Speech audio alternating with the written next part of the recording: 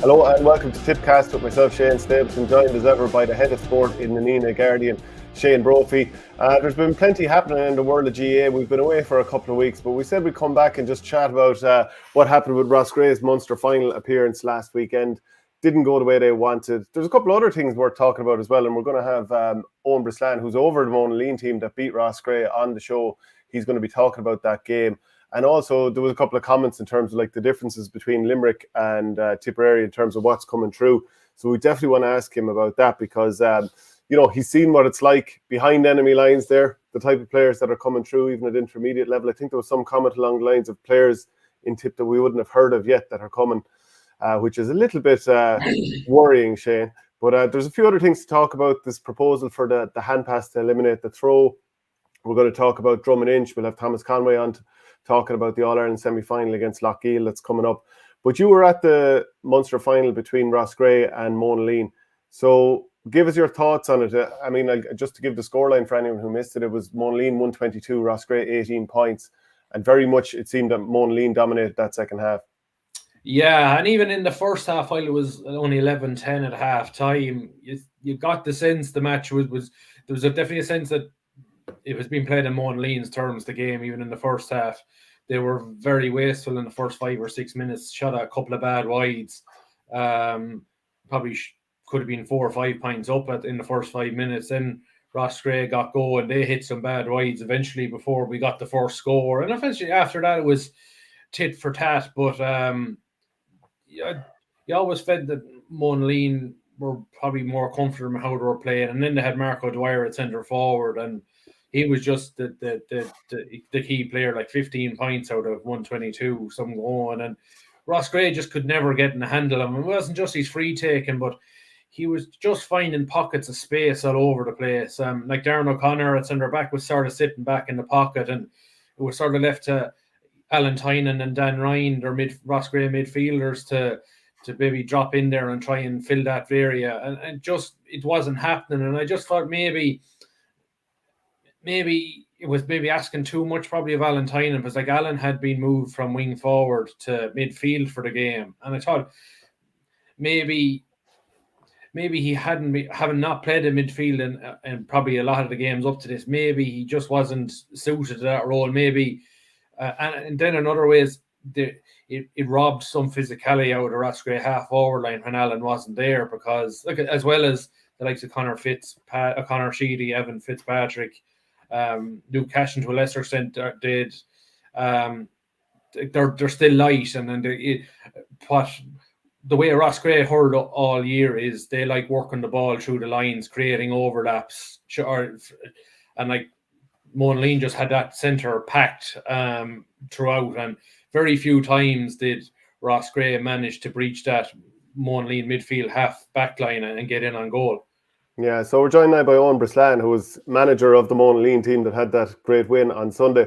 Shane has just given it probably from the Roscrea point of view. From your own point of view, managing Munster, can you tell us how you felt the game went on? And just before he answers that question, I just want to clarify just something was said on a couple of weeks ago in the last show that Owen was serving a longer suspension. It was a 1-game suspension. It wasn't. I think was it 3 games or 3 months. It might have been mentioned. I just wanted to clarify that. And we wronged you there, Owen. That's okay. It's okay, lads. Probably not the first time, lads. Yeah, that's fair enough. It won't be the last. Well, give us your point. No, in terms of us clarifying things, but not anything. It's in relation to you. Sorry, I just want to make sure. No bother. It's fine. Yeah. Sorry, Shane. What you were saying there? Well, we were just getting Shane's point of view of the Roscrea side of it, how the game was decided, and it seemed very much like Munster dominated the second half. From your point of view, like, what was your read and analysis of the game and how it went? Well, we knew, obviously, we had a good bit of knowledge on Roscrea and the way they set up and the way they like to play. So we first and foremost we wanted to nullify that. So we actually played with 4 cornerback type players and pinpointed key men in their forwards that we wanted to nullify. And by doing that, it did upset our the way we played a little bit, and we were a bit nervous and jittery in the first 10 minutes. But once the boys got to grips with it, I think we were quite comfortable towards the end of the first half, and it led into the second half. Then we were quite happy at half time that we had more. We had more shots at goal. There was obviously opportunities there for us, and we had limited Roscrea's attack. So at half time we were just saying, listen, if we can just win the first 10 minutes and really focus on that, that we were happy enough. But as I said, I suppose it's one of those days that it went to plan for us and everything went right for us on the day. And I suppose it didn't go right for us Gray in the day. Even, a lot of things, like the score kind of flattered us for a finish, to be honest. It was 7 points win, but I suppose our defence got it really right and it really clicked for us. And then once we started tapping the ball over the bar, we kicked on, What was the leading like? Did Roscrea's decision to play Allentine in midfield, were you surprised by that, or no? He's been trying to play a lot in the half forward line. He came out in the second half midfield, I think, against Inniscar and that, so we knew they kind of move around. So that year, the way Roscrea had been going all year, there's no real fixed positions with Cashin and Georgie and Sheedy, and they're in and out, and Tyne was in and out. Sam was kind of the only one that we knew would probably stay inside. So that's why we went with the 4 cornerbacks, because then if lads went in and out, lads were comfortable playing the inside back line, comfortable playing the half back line, so it didn't matter. And I suppose our whole play was to frustrate him, that not to let him go from one to the other, that basically you're picking him up from the throw in and he's with you for the day. And that, from a forward point of view, that's very frustrating, So, and we just felt that if we could really frustrate Roscrea, that we'd come down the home straight, we should pull away. Because we knew, you see, the thing about this is, right, and people don't know outside of Limerick, people don't know how good Munster are. Do you know what I mean? They don't know the names. They don't know Marco Dwyer. Marco Dwyer is a serious player. That's he's 24 years of age. He's surely going to get a call in with Limerick. He has to. He's outstanding for us all year long. Donny Cadolig is a Limerick 20 there last year, and probably hasn't been playing. It's got 2 points the other day, but wasn't really. He's been very, very good for us in earlier games, and last 2 games he's been threatening a lot, but there's so much more in him. I said to you the other day, Ronan Lyons, who picked up Georgie, Ronan was a 2-time All-Star minor cornerback. He's a serious operator now. He should have been on the Limerick 20-team last year, and he pulled his hamstring. Limerick really missed him in the Ireland under 20 last year.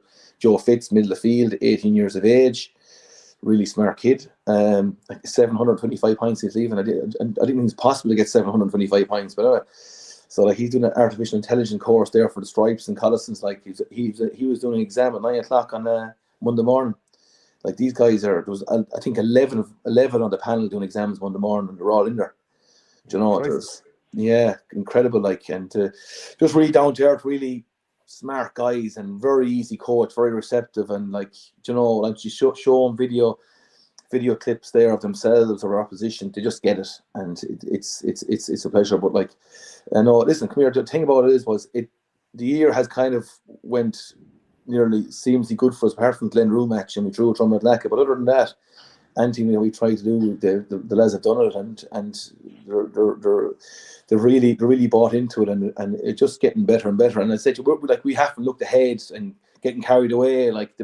Now we're always the underdog. We're underdog the last day. We're the underdog against Dover Bearfield. We're the underdog in the county final. And now we're probably going to head into the be favourite for the next day. But that's fine. Do you know what I mean? But they are very grounded lads.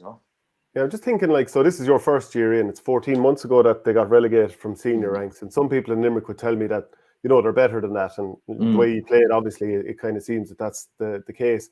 But all year, you're probably coming up against teams that you haven't seen that much before. They're Limerick intermediate teams. It's not like they're in a Piercing and Kilmallock that funny enough, you come into the Munster final and it's probably up against a team that you know better than anyone you've played all year. Was it unusual that biggest game you're coming up against a team that you know them fairly well? Yeah, and it was. And you know what? I had a fairly restless night for Saturday night because I actually, the more you know a team, the more you think about it. Like, it's actually weird because even go and play in the Effens or the Dromedlacas or the Bruffs, right, you watch them, you go see them, like, because there was 7 rounds, you were able to see each. I was able to go to matches and watch the opposition and see him, but you pick out a couple of forwards that that you need to nullify and identify a couple of backs you can get at and come up with sort of a game plan. But yeah, Roscrea was different because you'd know, like, I coached Dan Ryan, I know a good lot of lads down there, and Cashin and all the boys, and I know all, there'd be history there. So, but in saying that, it did stand to us too, do you know what I mean? Because we knew the mentality of them. We knew that if we could stick with them, do you know what I mean? We knew that they were really good hurlers, that if you give them an inch at all, that's why we decided to go to man marking role. And like, we purposely all year, like nearly every team plays a sweeper against us all year. So, but we would have definite lads to hold their, like, we'd hold our half back line. There'd be no swapping wing backs. The corner backs don't swap. To be very definite handovers, whereas against Roscrea it was very much follow your man, and it took us because we have the boys are kind of very intelligent guys. A couple of them are overthinkers, right? And they'd be questioning them. It's great, and once we ran through it and trained a couple of times, and we had the B team playing as Roscrea and run kind of dummy runs. It took him a while to get used to. And I said to you, even in the first 10 minutes, there was a bit of unease there, you know what I mean? Because it wasn't what we're used to, and it was a bit more space. But again, once they got their heads around it, it was. But to answer your question, yeah, because the biggest game of the year was against your local club, a local neighbour that you knew so well, and great time for Roscrea, do you know what I mean? Over the years, there's great respect there, and have good old buddies over there. But the thing about it is that it was strange, and because it was a Tipp team, of course, most of the background team being from Tipp, do you know what I mean? There was more at stake, kind of, you know. And the fact that both teams had to wear the county jerseys because of a colour clash, did that throw any sort of a spanner in the works, or was it just like, that's only a distraction? If you're going to get put out by that, you're obviously not ready for the occasion. Yeah, well, I got the Limerick jerseys last week, so we wore them 4 times in training. So when it came to the game, just that stage didn't matter. Do you know what I mean? So you can make it a big deal if you want, but we just wore them a train. So I handed out the green jersey train every night, and they throw them on. And sure, by the second night, it's a Limerick jersey. That's it. No big deal. Yeah, and you've Bray Emmets or Trim coming next. I can't remember off the top of my head who Bray beat, but Trim beat Danesford, and obviously Richie Hogan and so on. So obviously they've plenty of quality. Yeah. So my homework started yesterday. I watched the Bray bet Heavy Leaks. Bray bet the Barrack in Dublin. So Trim bet Danesford to watch that game yesterday. I watched both county finals yesterday. So I go to the game the weekend in Aughrim at 1 o'clock in Aughrim. I'll go to that game this weekend. But I was watching their games now to just get more familiar with the players when I see them next weekend. So the big striking thing for me is it's going to be role reversals as regards physicality. They're definitely way more physical than we are. Do you know what I mean? So it'll be now. I think it looks like it's going to be Portlaoise. That's what it looks like to be on Saturday week. No, I think we'll know maybe tonight. But listen, Trim and Bray again. It'll bring a different whole perspective. You're not playing a Tipperary champion. You're playing a Meath champion, or you're playing a Wicklow champion, right? But you are Leinster champions, and so we just need to get our heads around that and be really up for it, because so this time of year, Shane, you've been down this road. It's different, and what's kind of similar is the Dover-Bearfield match. We played Dover-Bearfield in Kilmallock, and they're very much football style, and they really upset us.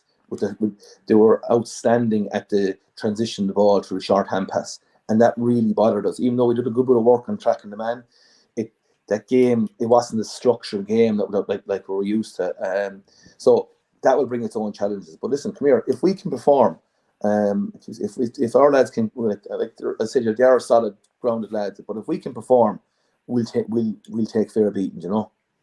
Shane, is there any other points you want to make on Roscrea before No, I suppose not particularly. I think that they were entitled to be favourites going in, but I was never comfortable on it being warm favourites or hot favourites because look, Limerick J is doing too much right for inter-county success not to be filtering down to the clubs, and it's not just Kilmallock and the Piercy.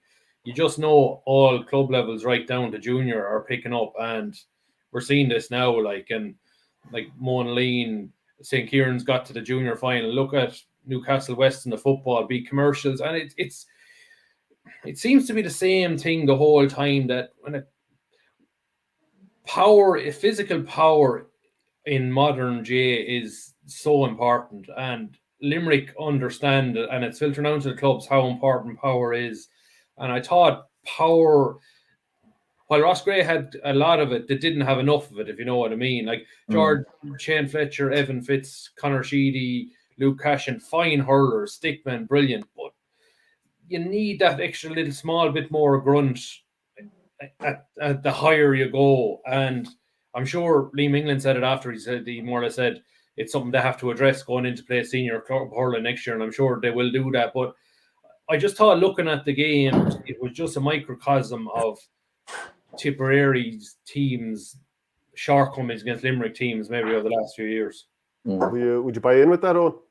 Yeah, I said it after the match. Like it's definitely what. Like again, I was like yourselves this time last year. Monaleen, did a bit of research on them. They had success under 17. They were in under 19 final. The couple of it, but I didn't know any of their names really. I knew Latouche Cosgrove. I've heard of Larkin Lyons. That was it. You know what I mean? So we were kind of going in from under the point of view of a project that this is they've 844 juvenile members. There's a whole load of wagon of these young lads coming through underage. They won their first minor 17 last year. They're relegated. People were telling me they shouldn't have been relegated, this kind of stuff, but there was potential there, and we went in on an approach of a 3 or 4 year project. That was the plan, and that is the plan. But when we actually got in there, and then you start getting down to the business of it and actually seeing him in the flesh, we just couldn't get over. We couldn't get over. We had 12 leaving certs on the panel, and their condition is just extraordinary for lads at that age. And it's not rocket science what they're doing. They're just getting them at a young age and putting them through an S&C program, right, from start to finish. And they just know how to. Look after themselves. We've had very little injuries because of it. And these aren't old. People these are young lads. These are only lads 18, 19 years of age. The average age of our panel of 44 players is 21.2. Right, the oldest player in our team is 26 years of age. These are not old players that are mature. These are very immature young lads that have lots to learn, right? And we'll find out the harder next year in Limerick. But they're willing to learn. But the worry, as I said, was and it's just from a Tipperary point of view, right? We just need every club. I even see it in Tumivar, everything. We just seem to be dragging our heels a bit, everywhere. We just need to be really.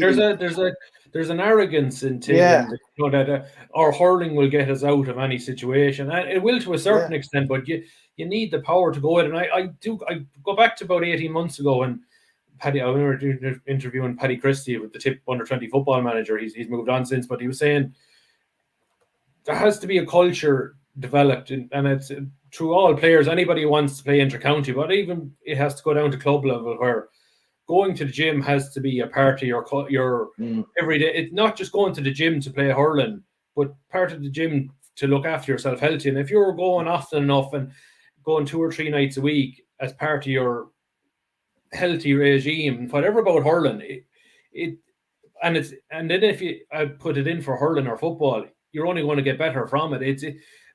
I just don't think enough people in Tipp have bought into the thing that gym can be more than just getting yourself fit for hurling matches. It can be so much more, but it can benefit your hurling as well.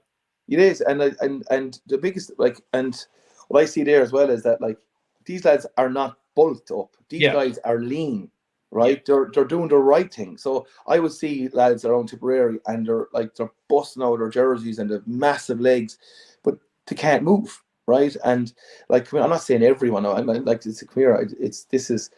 This is just as you rightly say, Shane. I think as hurlers, Tipperary always have naturally better hurlers than Limerick, because we just, for whatever reason, traditionalized, whatever it is, we're getting that part very right. But what they have done is they've obviously looked at it underage, said, right, we need to get these guys physically right. And if you look at the Limerick team, they're fit. Like, I'd say if you put the Limerick team and the Tip senior team together and went on a skills test, there's no question that Tipperary would be a way more skillful team, 1 to 30, right? But what they do have is they're excellently conditioned. Every team is excellently conditioned. Every team have that ability to work and they have a game plan and a system that every team follows, right? So, but I just think from like, I was involved in the development squad in Tipperary for three different periods, right? And what I see is that I go in this year, right? It's left to me. Whatever I want to do, I do it, right? There's no one really monitoring what I'm doing. There's no handover from the previous management to me. I don't hand over to the next management. There's no plan. My game style could be get the ball and drive it 100 yards, right? And the next fella could be get the ball and work it out through the lines. There's no joined up thinking, right? I suppose we could say that they have the Satanta College thing now, but that's only year one where all this stuff is going to be monitored. It's going to take, like, Limerick are probably 10 years down the road. We're probably only entering into year 2 of that monitoring regime. Yeah, and even Satanta College, like there was Satanta lads when I was there over there doing 15s or 3 or 4 years. There was Satanta lads helping out.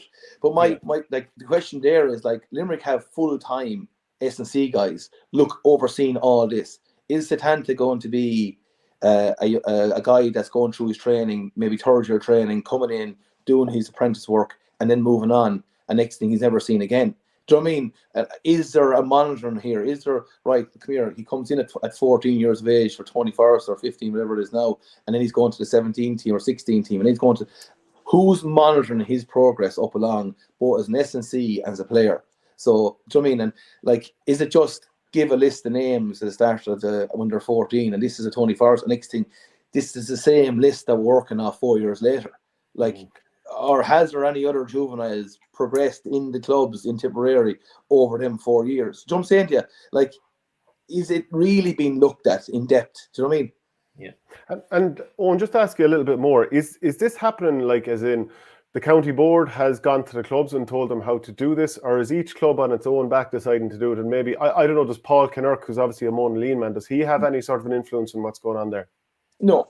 So, like, say, no, they don't. But, like, it's monkey see, monkey do, doesn't it? Like, so basically, like if you have 5 or 6 or 7 or 8 players involved in the Limerick squad and they're going training on a Monday night and Wednesday night and on a program, and their buddies are going with them, so, like, they're down in the gym, they're down in the local gym, and they're doing their work. And next thing, the other players are seeing this is going on. And the next thing, the Limerick team is having success. It's a domino effect. Culture. It's a culture. Like, it has to become a culture. It's as simple as that. And, like, it's the same with the Dublin footballers. Like, like, you know about Dublin, Shane. Like, the gym culture in Dublin is phenomenal, right?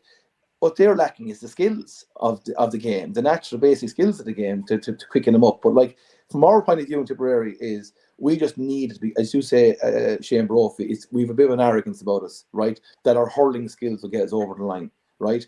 But that's not the case anymore, because if you come up against 15 lads that are conditioned, right, that can stay with you and physically shove you off the ball, right, then you're going to be in trouble. But if we can add in that physicality and that conditioning through our clubs, and it has to be from the clubs, that's where it has to come from, is that every club has to buy into that culture.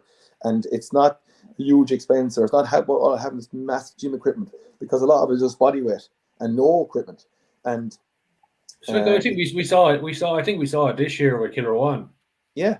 I don't think, in terms of talent wise or skill wise, there were probably better teams, but what were they? They looked physically fit. Like, they have a way to go with Ballygunner and Ballyhale, but in terms of Tipperary at the moment, I see their new gym area in Clough-Jordan. Like, they bridged that gap in a couple of years ago where they were falling short. Where were they falling short? They were being blown off the ball by the Thurles Sarsfields in the last 5 minutes of games, or Lochmoors. This year, they were blowing the Killanangans off the ball in the last few minutes of games. Like, so. Oh, do you see any evidence in Tipperary of clubs? And I know obviously you're not sticking your head in the door of every club, but do you get a feeling in Tipperary that clubs do want to respond to what the likes of Limerick are doing, or do you see the gap widening between Tipp and Limerick? Absolutely, yeah. Well, I tell you where I've seen it is Dala were good enough to give us the pitch there for the last number of weeks there, and lights on a Thursday night.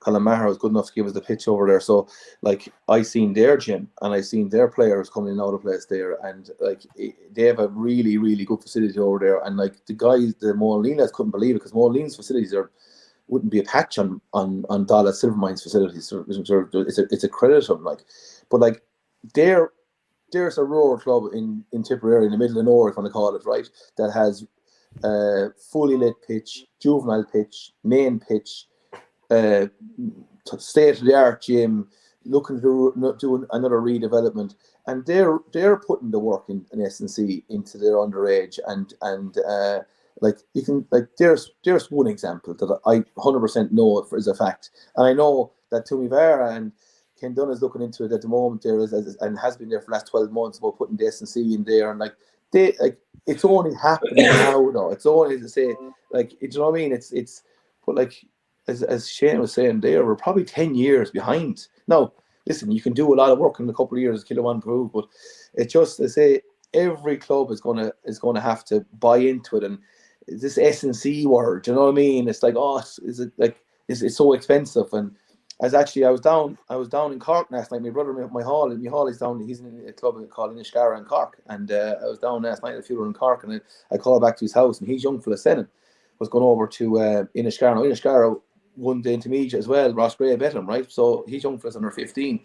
But they kept their S&C coach for the winter. That was with the senior team, and he's doing 2 nights a week, Tuesdays and Thursdays, with the 15s and 17s, 13s and 15s, and then the 17s and 15s and 17s afterwards.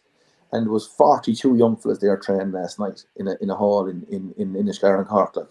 So it's happening all over. Do you know what I mean? Mm. And the stage is we essentially we have the hurlers. Everybody just needs to realise that this is part and parcel of GA now. Simple as that.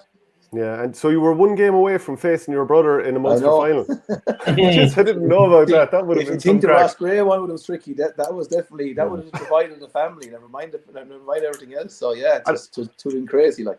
So he would have been able to give you an extra inside track on facing Roscrea himself. I don't know, but he was actually at the match watching Roscrea for me, so that was the advantage there. That's great.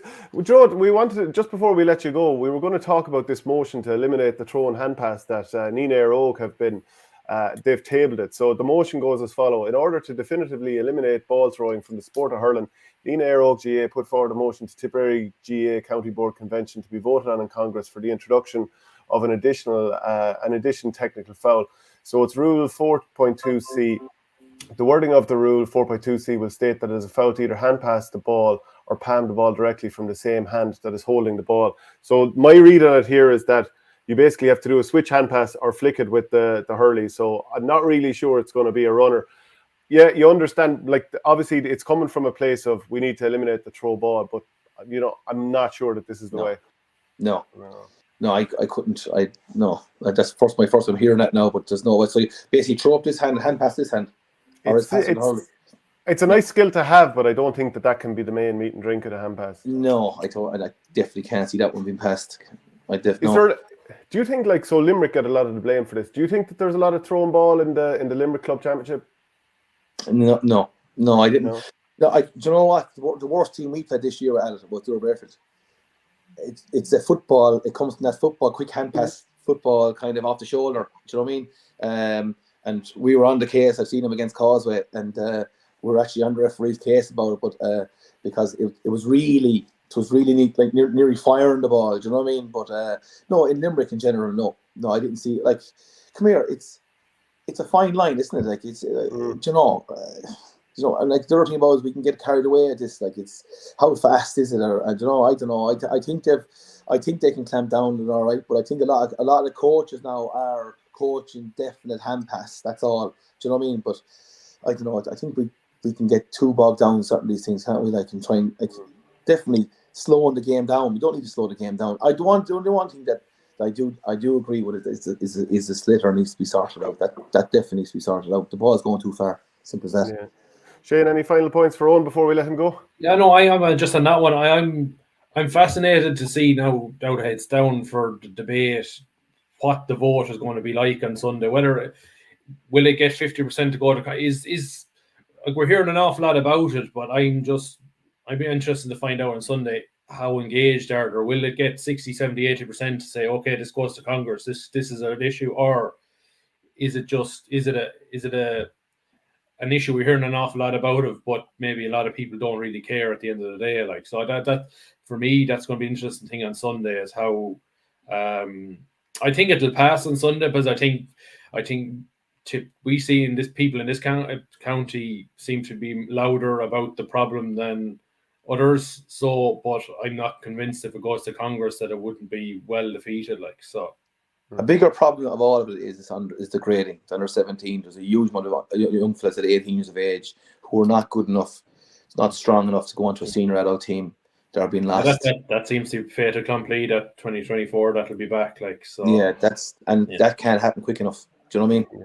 Yeah. Well, look, Owen, brilliant to have you on the show, and congratulations on Sunday. Thanks, Ed. Okay, let's look in the semi-final. Thanks.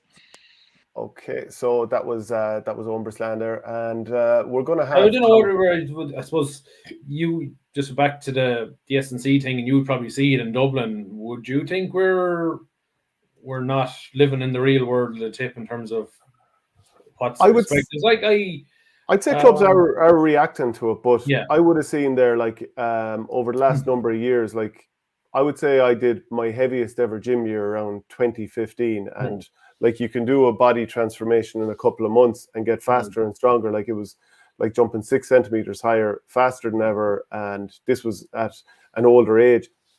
That it took a little bit longer for people, down home to react. But I do feel like people are reacting, but there's still probably a little bit of a way to go. And when you see some of the team, like, I think Killarwan are a pretty well-conditioned team, and there was a lot of factors why they didn't perform brilliantly against Ballygunner, but I think one or two of the players could probably be that little bit leaner again, and I'd say that's the same maybe across the board. And I even look at some of the teams that are coming out, like you said yourself, Roscrea could be probably a little bit more conditioned, but I'm sure that's on the way. Yeah. But I'd say plenty of clubs across the board have a little bit of a way to go on that.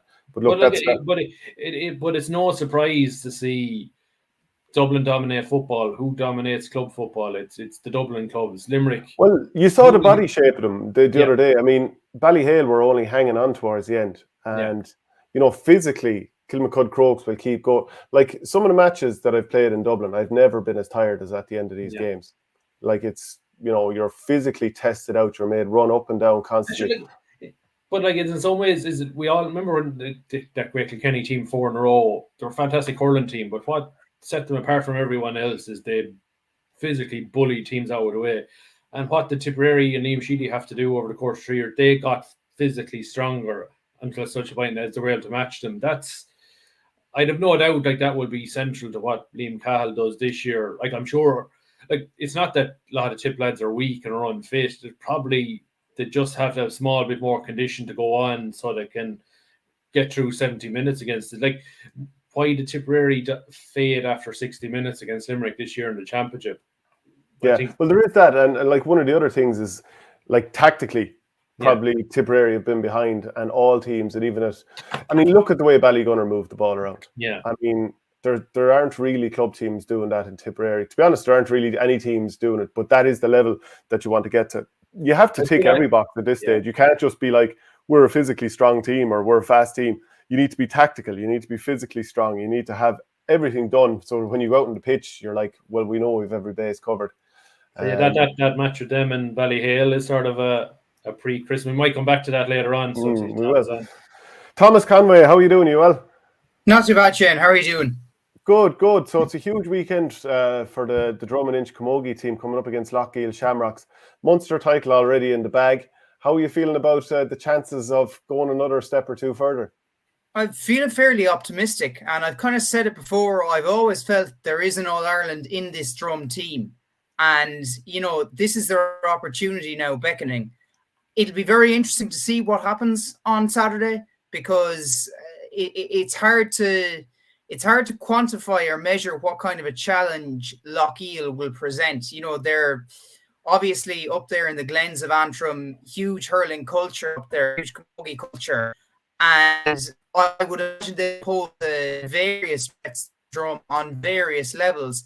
But I would be kind of confident enough that Drom will be equipped to deal with that. I mean, they've shown throughout the course of this year, they've dealt with setbacks. You know, they were down in the county final against Clonalty by a significant, I think it was 8-2, 8 points to 2. They somehow revived themselves and went on and won that game. They got the monkey off their back then against Scarrow Forgunlow and avenged that defeat in last year's Munster final just a couple of weeks ago. So I would be pretty optimistic about their prospects. It's going to be a very interesting one, though. And this is a Lochiel team that I think for 6 years they've been beaten by Schlockneil. So they had to overcome a huge hurdle there to eventually get back to this stage. Would you say that the Drom players know too much about Lochiel? Probably coming in and they're somewhat an unknown quantity. They are to a certain extent. Now, I spoke to Pat Ryan, and both he and a couple of the players had been at their Ulster final up in Newry, and so would have kind of got a sense of what they're about. And the message which they conveyed was work ethic, work ethic, work ethic. They are dogged in terms of their determination and general work ethic. Now, I would expect they have more of that, because to beat Lochiel, you have to have a level of skill and a level of tactical awareness. And I think Lochiel will bring that to the full, but they will be like many other Ulster sides in that they will just fight ferociously for every ball. That's what certainly was the view of Mairead Evanston, the Drom captain.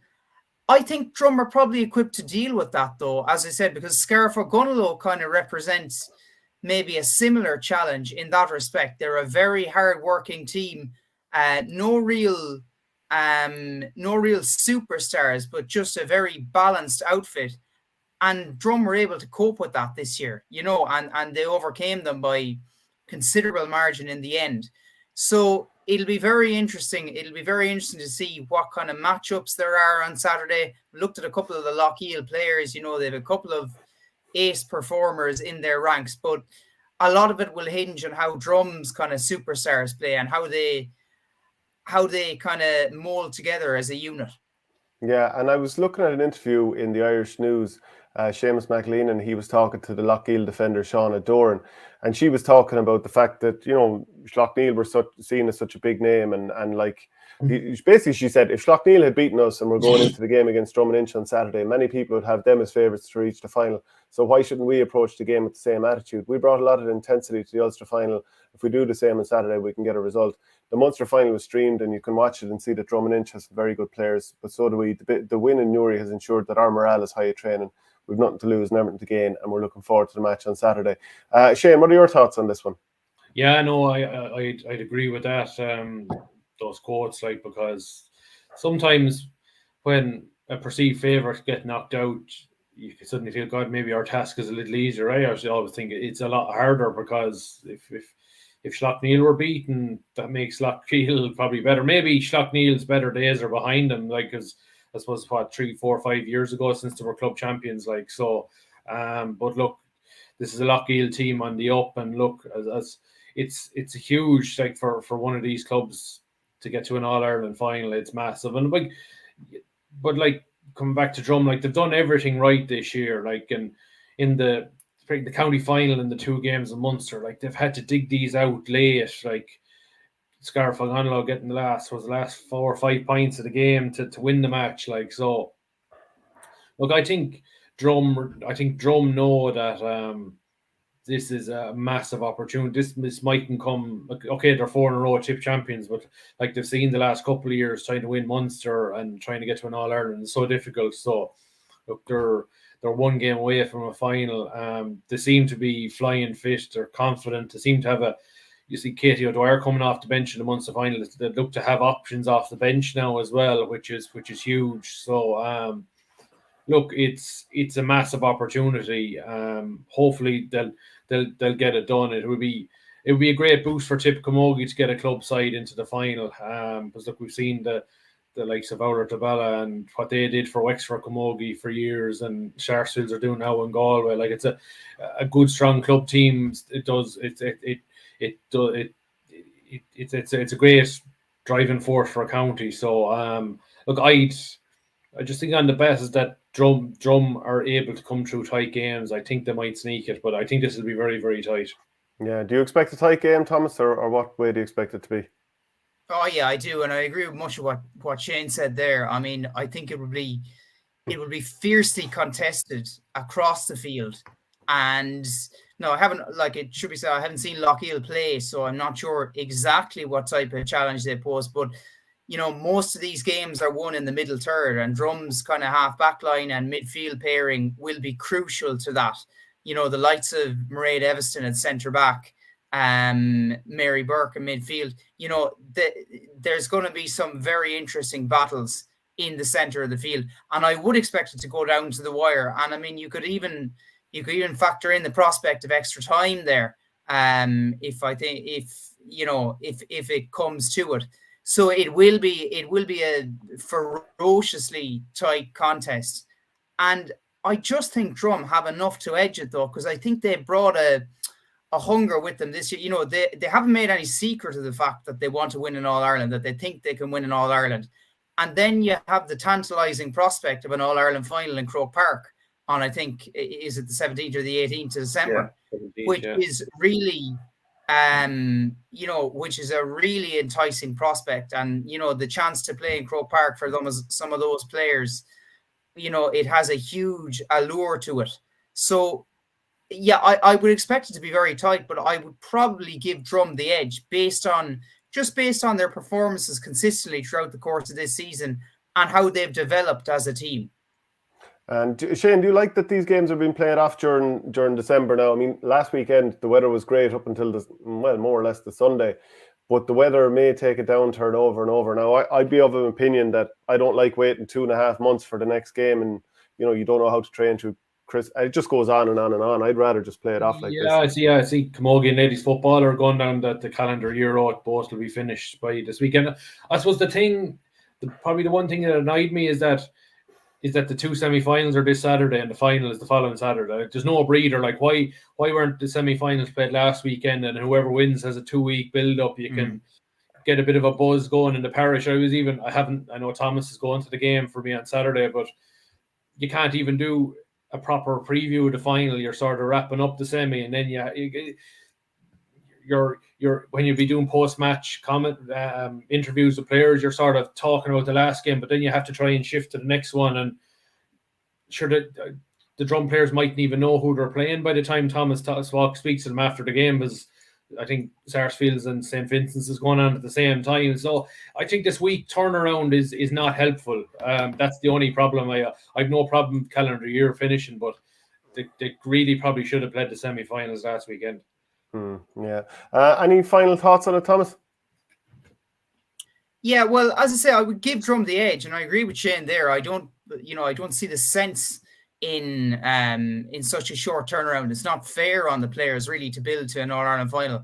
Why didn't they play it last week? But as I said, yeah, I would give Drom the edge, but cautiously so, because I think Loughney, any team from Ulster, and any team with such a great hurling and camogie culture will bring kind of a bite to the occasion. And that's the other thing you would expect. It's on in Ashburn. I know droves of Drom supporters will flock to it. So too, it'll be a similar case with Lochiel. And I think it will make for a kind of a real cauldron, like a raucous atmosphere up there. I'd expect it to be fought to the bitter end, but just based on what I've seen this season, I think Drom have diversified as a side. They're now, they can play some beautiful kind of fluent camogie, but they've now introduced kind of a new dynamic. They're hardworking. They're able to slug it out if the need arises. So that would be my reasoning. I'm hopeful, obviously. I'm hopeful they'll overcome. I think they deserve. I think they're a great bunch of players, and Pat Ryan is a really astute manager. So it will be very interesting to see. If I had to call it, I'd say Drom by a 2 or 3 point margin, but that's all. Okay, well, look, brilliant to have you on the show, Thomas. Really appreciate it, and enjoy the match at the weekend. Okay, so that's Thomas. You wanted to touch a little bit more on the hand pass and the proposal coming through from Nina. No, I think I suppose I was wrapped up with Owen there. I'm like you. I think I just think it'd be a fundamental shift in how the game is played if this proposal came in. But I'm just fascinated to see how it goes when it was put to a vote this weekend. How engaged the clubs, firstly in Tipperary, are, and if it gets enough support to be sent to Congress, how much debate or how much traction it will get from counties up there. I just think we've heard an awful lot about the throw and hand pass. Now it's time for clubs and initially from Tipp to either do something about it or we go with what may or may not be working at the moment. Yeah, I think we're going to end up with more rules. Yeah, I don't see this one getting through, but I know it's coming from a well-meaning place of getting rid of the throwing ball. So I just think the existing rules need to be policed a little bit more stringently. And there was a good job done in that during the league earlier on in this calendar year, but then it maybe tailed off a little bit during the summer again. And one other thing is, I think the brick flick, as in the short-range brick flick, I think there's going to be more and more of that as another way for teams to ensure that they're not getting done for that hand pass. Anything else you want to touch on before we finish up? But actually, I know, I suppose you're probably looking forward to the Ballyhale-Ballygunner semi-final, big pre-Christmas treat. Yeah, big time. I mean, it's clashing with the World Cup final, and no more than most people, you'd like to be able to see both of them. Do you know, I would like to be able to see both of them. It's one of the most hotly anticipated club matches for a long, long time. These two teams have been on a collision course for months. And the fact that it's clashed with the final is I think St. Thomas's and St. Thomas's, somebody there is having a wedding. So they had to go. Yeah. And I can't do it on the Saturday. But I just wondered, could we maybe have done, and maybe a lot of this is down to TV, and it costs money to obviously set up the broadcast in Croke Park. So could you have one the day before on the Saturday evening and one then on the Sunday? But there's a huge cost to setting it up. So that's probably a reason. I think the Jay's hands were tied a small bit. Okay, St. Thomas's and Dunley had to be played on Sunday. But and then once Thurles was ruled out as a venue for Ballygunner against Ballyhale, and I had it confirmed this morning that Thurles, there's a drainage problem. There's a patch at the Klein and end goal where when it rains, it holds water, and they've held off on getting the work done until now, and they sort of can't delay it any longer because, of course, National League is coming in about 6 weeks' time and Tipp of home games. So if it's not done now, it could actually affect Tipp's ability to host games in the National League. So that's the reason why. And then people might say, okay, why could you say maybe Wexford Park on a Saturday for Ballygunner? And I'd be thinking, if you got any bit of a windy day in Wexford Park, that would destroy that match because it's up in a height. We want to see the two best teams, club teams at the moment, playing each other. Okay, it's taking them out, it's dragging them up to Dublin on the Sunday before Christmas. It's not ideal, but what do you do? And Páirc Uí Chaoimh? I don't think Ballyhale would agree to go to Páirc Uí Chaoimh, and Ballygunner played there last year. Look, it's not ideal, but look, I don't think anybody in Ballyhale or Ballygunner would care that they're up against the World Cup final. And the hurling supporters will watch it.